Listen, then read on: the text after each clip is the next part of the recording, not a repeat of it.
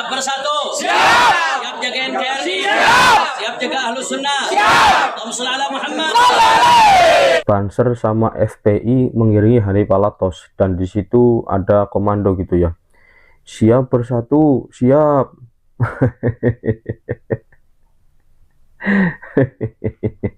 Saya balik tanya, kenapa Kiai? Jawaban Kiai baik sih, jadi ada sihnya gitu ya. Itu yang nggak enak. Kiai saya bilang gitu ya, ya sih Kang, enak, baik, nggak apa-apa gitu. Tapi saya ketawa. Oke, dia jujur aja yang manggil saya tidak Kang. Cuman ini saya alihkan manggil saya Kang lah. Saya memang lebih enak yang netral gitu. Jujur saja Kiai, pertanyaan saya kelihatannya ada yang tersimpan di pikiran Kiai terkait dengan viralnya Banser dan tentara FPI, atau apa istilahnya Laskar FPI gitu ya. Laskar FPI tersebut merefleksikan sebuah pandangannya kalau fenomena itu sebenarnya sedang dijadikan simbol saja sebenarnya, bahwa seolah-olah FPI sama Banser itu bersatu. Lalu saya ngomong, tapi kan kita nggak tahu Kiai, yang ingin bermain di viralitas itu siapa, dan yang ingin main-main siapa. Kita juga nggak tahu yang ingin memainkan viralitas Banser dan Laskar FPI itu siapa. Kita juga nggak tahu, atau kita juga nggak tahu siapa yang ingin dimainkan. Tetapi karena saya ditanya oleh beliau, nah jawaban saya ingin saya sampaikan di forum ini ya, di video ini. Pertanyaan beliau jujur saja, katakan dia memanggil saya Kang. Jujur aja Kang, menurut jenengan merasakan fenomena viralitas Laskar FPI dan Banser yang mesra seguyup itu bagaimana? Gitu ya. Saya menjawab, saya lihat Banser sebenarnya sedang tidak tahu menau, tetapi mungkin di tingkat elit pengurus besar Nahdlatul Ulama, yang istilah saya membuka-buka atau mempublish, bagaimana istilah saya itu bestinya elit PBNU dan FPI, sehingga berimplikasi berdampak, terserah publik mengatakan ini dampak positif atau negatif. Saya nggak tahu berdampak viralitas seperti itu. Dalam konteks ini kelihatannya FPI sedang bermain dan mencoba memainkan apakah ketulusan elit PBNU sekarang ini, atau bagian dari apa istilahnya itu ya, sistem organik yang sudah terintegrasi antara elit FPI dan elit PBNU. Butuh riset tentunya ini ya, apakah viralitas itu karena implikasi dari relasi antara elit FPI dengan elit PBNU, dan kalaupun ada relasinya itu sudah menjadi sistem organik, atau relasi yang sekedar ukhuwah Islamiyah, ukhuwah watanizah, atau seperti apa duduk persoalannya, itu butuh riset. Tetapi dari gejala fenomenologisnya memang terlihat ada sikap kompromistis dari elit PBNU, sikap welcome keterbukaan elit PBNU untuk menjalani sistem dialektika kultural yang meminjam istilah biologinya itu, yang betul-betul simbiosis mutualisme. Apakah simbiosis mutualisme ini dalam konteks politik, atau simbiosis mutualisme ini dalam konteks bisnis kapital, atau simbiosis mutualisme ini dalam konteks ideologis? Dan 5 perbedaan mendasar antara NU dan FPI, tapi terlepas dari kemungkinan terjadinya sistem organik atau kemungkinan terjadi simbiosis mutualisme ini, yang memerlukan penelitian yang cukup serius karena ini sebuah fenomena yang aneh menurut saya. Setidaknya saya ingin menyampaikan sesuatu yang sudah nyata-nyata saja, sesuatu yang sudah saya pahami saja, terlepas dari hasil riset tentang fenomena yang saya gambarkan tadi itu ya. Yang jelas ada hal yang berbeda antara FPI dan NU yang mesti harus dipertahankan oleh elit PBNU semestinya, dan hampir tidak mungkin FPI menjadi bagian daripada masyarakat yang diberdayakan PBNU, atau sebaliknya NU menjadi suatu organisasi yang akan diberdayakan oleh FPI. Itu kesimpulannya, sementara saya tidak mungkin gitu ya. Tapi terlepas dari mungkin atau tidak mungkin itu, ada sesuatu yang memang berbeda gitu. Yang pertama, prinsip keislaman dan keilmuan berbasis turatas. Kalau NU itu secara garis besar, dalam perspektif saya itu sangat kuat dalam konteks keislaman. NU tentunya warga Nahdien yang menjadikan NU sebagai bagian daripada organisasi sosial keagamaan dan kemasyarakatan. Itu juga akan berpegang pada prinsip keislaman yang diajarkan oleh para kiai di lingkungan Hadratul. Yang kedua, prinsip keilmuan yang betul-betul berbasis turats, kitab klasik, bukan berbasis pada literatur-literatur yang berbau khurafat. Nah, sementara Pahlawi literatur yang bagaimana dibongkar dan sudah terpublish, ada buku yang namanya Membongkar Ajaran Khurafat Pahlawi yang disusun oleh Gus Aziz Jazuli. Ini banyak khurafat-khurafatnya. Ternyata itu baru sekian persen dari hasalan khurafat Pahlawi. Nah, sementara NU itu betul-betul berbasis turat hidayah. Ulama-ulama NU itu hidayah yang menjadi dirasakan indah. karena hidayah yang diandaikan sebagai bentuk hidayah keilmuan dan ketakwaan itu adalah hidayah yang menjadi nikmat terbesar, dan itu terasa di kitab di Nazam Muqaddimah Imriti gitu. Alhamdulillahilladzi qad waffaqa lil ilmi khaira khalqihi walid tuqwa.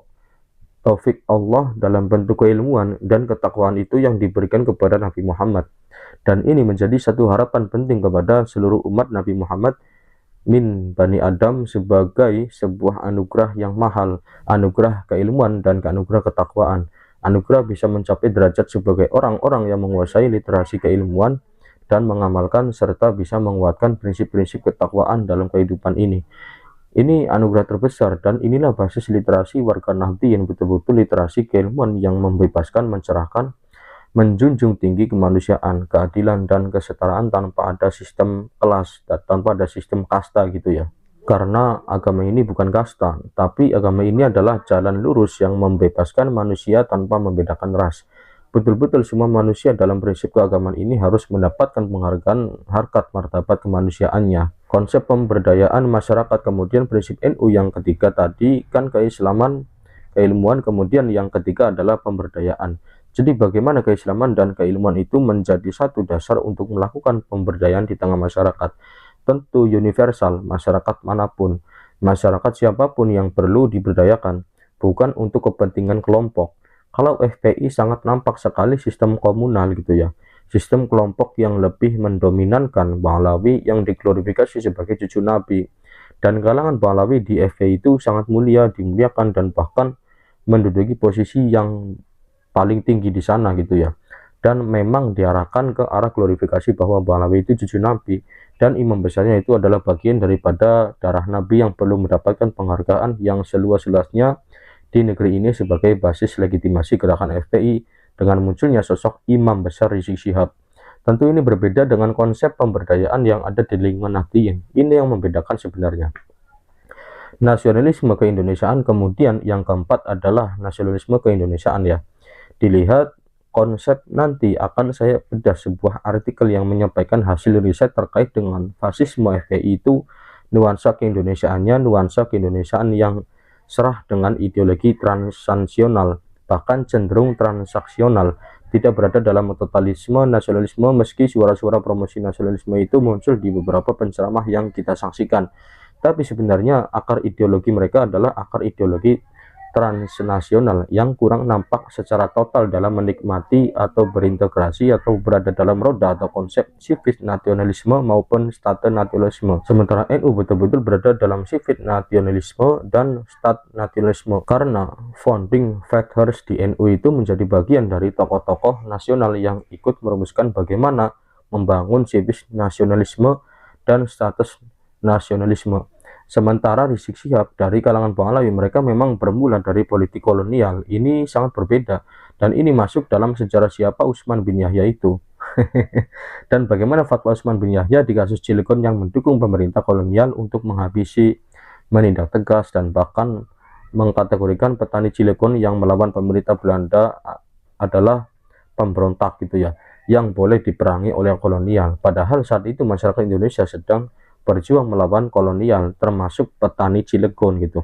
Bukan bagaimana mendukung perjuangan, tapi justru mendukung kolonialisme untuk menghancur leburkan gerakan-gerakan perlawanan terhadap kolonial. Nah, makanya basisnya itu berbeda gitu ya. Basis dari kalangan Rizik Syihab yang mengucap dalam gerakan FPI itu berbeda konteks dalam tanda kutip keindonesiaan dengan Nahdlatul Ulama. Dan kemudian yang kelima, dalam konteks kearifan lokal Indonesia, NU dalam konteks ini itu betul-betul gigih, komitmen dalam Islam Nusantara sebagai bagian dari generasi yang terus berlanjut dari waktu ke waktu, dari generasi ke generasi berikutnya gitu ya. Itu nuansa Islam Nusantara sangat kental dan kuat di lingkungan warga Nahdlatul Ulama.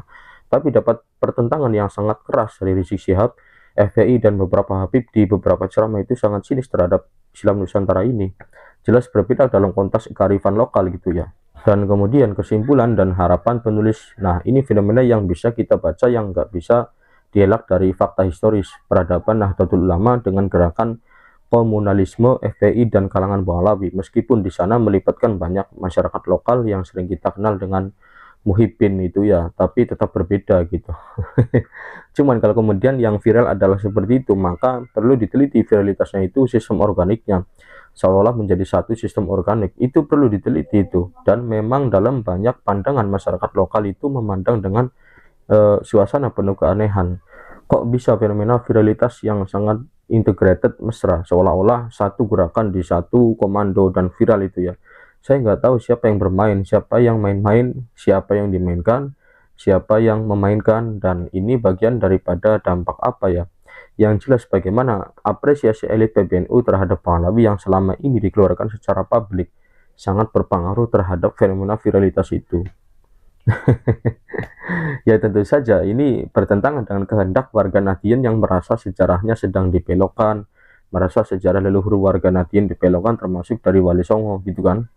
Sejarah ke-NU-an dibelokkan, ya termasuk juga keresahan warga Nahdien adalah adanya komunitas Pahlawi yang tidak sungkan-sungkan membelokkan sejarah bangsa Indonesia ini melalui fenomena-fenomena bendera merah putih, fenomena kepahlawanan, dan banyak lagi yang memang perlu dikhawatirkan dan perlu diwaspadai bersama ya, tanpa mengurangi upaya untuk menjaga harkat dan martabat manusia yang menjunjung tinggi kemanusiaan dan keadilan dan kesetaraan. Tapi sejarah tetap harus dijaga, koreksi peradaban harus peradaban yang tidak merugikan komunitas, komunitas tertentu. Sehingga ada satu komunitas yang sukanya ngaku-ngaku seolah-olah meminggirkan peran-peran lokal gitu ya, peran-peran masyarakat pribumi, dan ini sangat berbahaya ya. Kita ingin kesetaraan, kemanusiaan, dan keadilan berjalan, tapi kita tidak ingin ada hegemoni di antara kita, ada leluasa kita yang tidak seimbang di antara kita, ada peminggiran etnitas yang berbasis kearifan lokal yang dilakukan oleh kelompok-kelompok tertentu yang tidak bertanggung jawab, yang justru akan merusak beragaman, keanekaragaman, kebinekaan, dan hak-hak kesetaraan seluruh warga negeri ini. Khawatirnya justru terpinggirkan kalau kita tidak membangun kesetaraan dengan seluruh umat manusia. Sementara kita temukan ada beberapa elit yang memang mengistimewakan dari klan Pahlawi, yang ini akan berdampak tidak bagus dalam konteks sejarah kemanusiaan, keadilan, dan kesetaraan gitu ya. Dan terima kasih karena sudah menyimak. Sampai jumpa di video selanjutnya. Wassalamualaikum warahmatullahi wabarakatuh.